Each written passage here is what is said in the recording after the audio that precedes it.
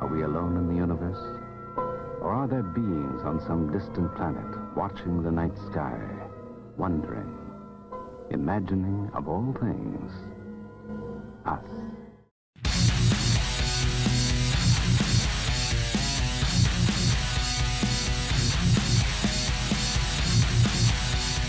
Welcome back to Tutorial Tuesday on Custom Action Figures 101. I'm Rob Panic. You're gonna probably have to bear with me a little bit if I start to coughing or my voice starts going out. Not quite entirely over a cold, but I'm gonna press on anyway.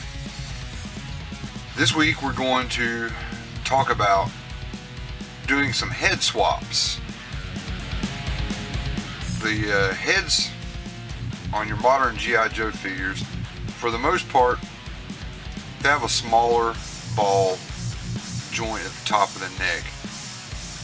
This isn't the head that goes with the figure, but if you'll notice, get it up here where you can see, the ball on the inside, the hole is a little bit smaller.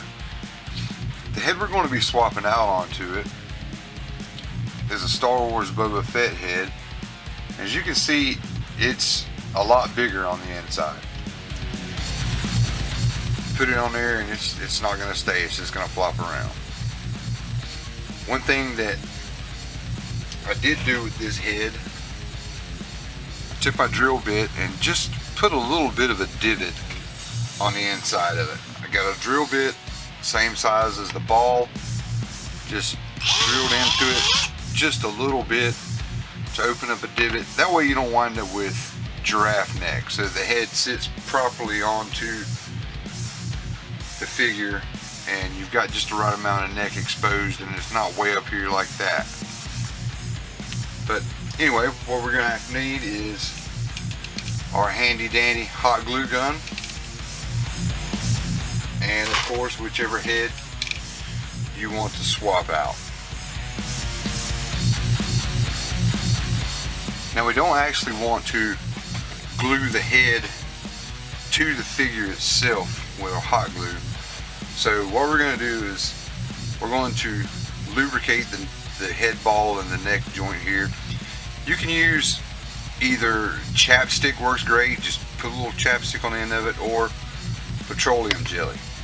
What we're going to do is just dip this guy's head in down onto his neck just a little bit. And that just lubricates it so that the glue itself doesn't actually stick. We'll wipe off any extra, put that to the side. Now we're going to take our hot glue and we're going to go in and put a nice bead of glue on the inside of the head.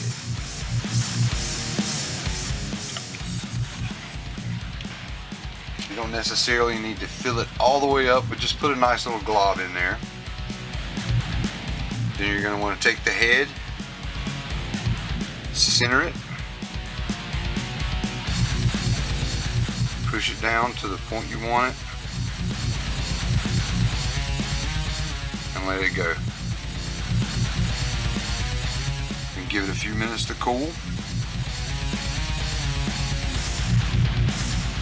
And as it cools, what that's going to do is it's going to harden up around it and let the head sit where you want it, and you'll actually be able to take the head on and off and remove it after you do this, but it's not going to fall off. It gives it a nice tight fit onto the figure and fits, you know, just as well as the regular G.I. Joe head with the small hole in the head. Really easy modification to do, but like I always say, and you're probably going to get tired of hearing me say this, don't grab your, you know, the good head you're going to use, or a head cast you just bought that you drilled the hole out a little bit too much.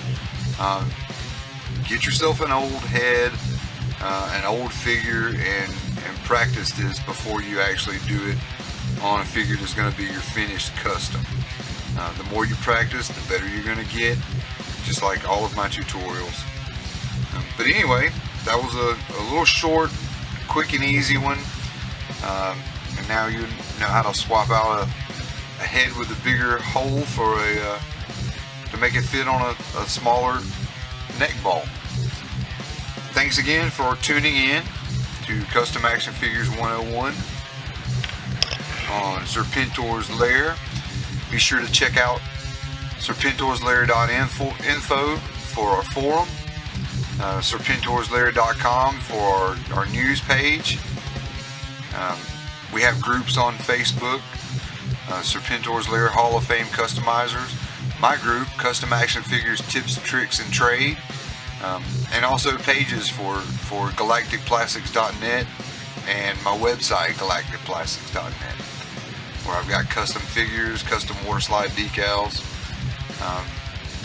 Thanks for tuning in, and may the Force be with you.